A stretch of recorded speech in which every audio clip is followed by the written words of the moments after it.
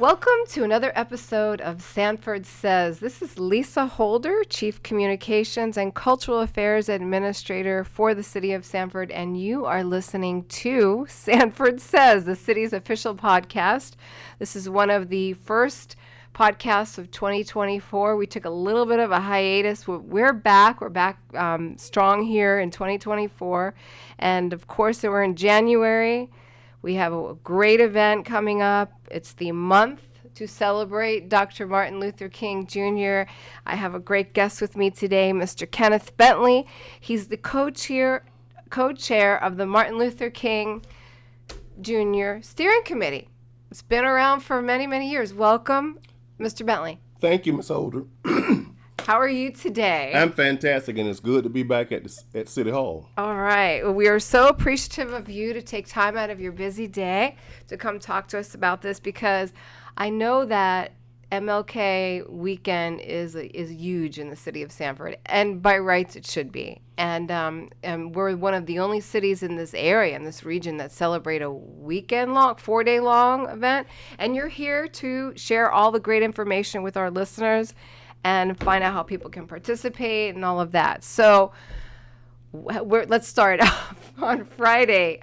Friday is the first of the events? Yes, it is. Okay. And the date of that is? January 12th. January 12th. I was waiting for you to say that date because I don't have my calendar open, but January 12th. Okay. And Ms. Holder, you're absolutely right. Sanford, the city of Sanford, is the only city that does 4 days of events. And when I say the only city, I'm not just talking about the state of Florida. If you travel the United States, even if you go to the city of Atlanta, they have 2 or 3 days, but we actually have 4 days of event to memorize Dr. Martin Luther King Jr. We could basically do a whole year for what he did for the United States and mankind, but we do 4 days, and it starts on January 12th. And the first event, City of Sanford and Ms. Holder, is the oratorical contest. The oratorical contest is held at Seminole State College. And that's where we have high school seniors throughout Seminole County come and do their oratorical speeches. And the winners, all of them are winners, but the winners receive scholarship monies. We have one full ride to Seminole State College, and then we have 5 other kids that get monies to go to other colleges. But Seminole State pays for a full ride 1 year for one of the contestants that chooses to go to Seminole State. That is unbelievable. Yeah. And explain exactly what you're talking about when you say oratorical, just for those that are listening. And there was a theme this year, and each year there's a different theme, It's right? a different theme every year. This year is Rise Up. Okay. We want to rise up, and we want to rise up with the youth.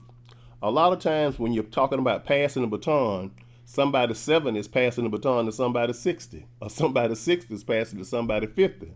We need some younger adults involved in MLK now. Because we realize, Ms. Holder, whether we like it or not, we're not going to be here forever. We're just not going to be here forever. So we have to train the young kids to come up and also carry this legacy on. The City of Sanford MLK Steering Committee is a great committee, but we can't do it forever. So we tell them to rise up. Come and join us this year. Right. The theme is Rise Up, and we really want to attract young kids. And so tell me about that. So you've got a steering committee. Y'all have been here in the city and know each other very well, like family, I'm sure, correct? Oh, yeah. And so you've been working together for many years and providing this wonderful opportunity for all to celebrate and honor Dr. King. Yes, right? We've been together for 37 years. That goes back to what, is that the 90s, 80s? What? Yeah. My goodness. Yeah. And so you're talking, we do need the younger generation to start rising up and participating. And I'm sure they will. Yeah, they will. Yeah, they will. A lot of times they might need a little nudge, but they will. But for 37 years, we've been doing the parade and the banquet. So I'm one of the charter members, so I've been here since we started. Right. Myself and Mr. Melvin Philpott, Mrs. Linda Medlock, we've been here since the start, and we love it. And we just want to carry this legacy on, so that's why we came up with the theme, Rise Up. Now let me ask you, can you share with us really how this whole concept, the whole long day, the 4-day weekend event, like where did that start? Were you all, small group of you got together 37 years ago, or did it grow since then? It grew. When we first started, Ms. Holder, it was a banquet and it was a parade. And after the parade, people saying, well, why are we just going home after the parade? let's find a meeting place and have like a rally. And so people say, well, the most logical place is Fort Mellon Park. So we started the rally in the park, and then we started with the oratorical. We said, well, we want to make sure that these kids get a chance to go to college. So we started out with the oratorical contest. And then, of course, when you talk about Dr. King, you have to have a church service. Mm-hmm. So we put the church service in there, too. So that's how we got the 4 days of event. Okay, so like going back to that. So the oratorical contest is, share a little bit more about that, what the students do and how they get involved in that. Okay. All high school seniors in Seminole County are eligible. And what we do, we come up with 3 themes. And the students can pick one of the 3 themes. And the themes talk about Dr. King, things that he did in the past and things that he hoped for in the future. And once they pick one of those themes, Ms. Holder, on the 12th at Seminole State College, they'll stand up and they'll orate their speech. It's from 3 to 5 minutes. They can't use cue cards. They can't get their phone and read off their phone. They have to just say it. Wow. Just like if you're in church and you practice for your Easter Christmas speech. Yeah. Basically the same thing, but they're orating for scholarship money. Right. And the theme is Dr. King. And so then you choose the student and they find out at that event? Is that how it works? Yeah, they'll find out that night. Okay. Yeah, once they orate, the judges will go in a room, they'll tally up all the scores, and then we'll come out with first, second, third, and then honorable mention winners. Well, thank you to Seminole State College for providing a year's worth of education for these students, and really applause to the students that step up and want to take advantage of this great opportunity, because they have so much going on in their minds and feelings and hearts, and to get that down on paper and then to be able to speak it and say it, I'm sure in a dramatic manner, is really hits it home, right? Yeah. So that's a wonderful thing. That's Friday, and then it's another caveat for Friday too. Okay. We have a poster competition. We don't leave out the elementary schools. Okay. So we go throughout Sanford to the elementary schools, and those schools submit 5 posters each, and we take all the posters to Seminole State, and we have judges, and they judge the posters. So we have a first, a second, and a third place winner, and it comes with cash prizes. Okay. Yes. And so what happens to the posters once they are chosen, the winning posters? Are they on display The top somewhere? 3 are displayed at the banquet that Saturday night. Okay. All right. Maybe we'll take them and hang them here at City Hall somewhere, because once the banquet's over, because where do they go back to the children? We can talk about that afterward, okay, but we have a new... That's a great idea, though. We have a new art program here at City Hall, so maybe we do that and highlight the students, because that's great that you're talking about writing, speech, art. You're involving all of that for the younger generation. I think that's really, really wonderful. So the next, you have what's going on for Saturday. Saturday, January 13th, is the grand banquet. It's not a regular banquet. It's a grand banquet. Mm-hmm. You have to come to that Sanford Civic Center on the 13th and see the decorations, taste the wonderful food, look at everybody dressed to the nine, listen to a great speaker, super duper music. It's the talk of the town. Yeah, and I understand, though, it's sold out, unfortunately. It's sold out. It's sold out. The brand sells it out. A lot of people know what we do for the banquet, so people really get engaged for it. I guess what we could do one day is maybe build a large event center in the city of Sanford on Lake Monroe. Yeah, you never know. Look at that. You're sold out for this event, which means that there's so much interest out there, and that after 37 years, it's by word of mouth, basically. Mm-hmm. If when those tickets go on sale, if you don't already have your date and who else you're going with and your tickets, then you're not going, unfortunately. So, but this is a wonderful thing. And so the banquet is part of it. Did it start with just the banquet years ago? You did say it was a banquet and the parade, but then you added the oratorical contest and some other things now. And so then there's also other things where the community can come in. There's no cost to it, right? You have, which are... And I'm glad you said that. It's no cost to the oratorical contest. Okay. We're in a very large room at Seminole State, so lots of seating is available. Okay. Lots of seating is available for the oratorical contest and poster competition. And when is so that's on The 12th. Friday, and everybody can find out information about all of this on the MLK Steering Committee. It's called mlksanford.org website. Yes, ma'am. And also the City of Sanford has information on our website as well. So if you have time on Friday, go see and support those students, because that seems like a really incredible experience.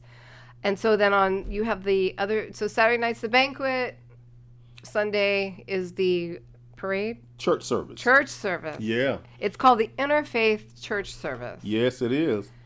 And it'll be held at New Life Word Center. That's in Sanford. It's at the corner of Oak Avenue and 13th Street. That's the church that Pastor Ronald W. Murphy founded.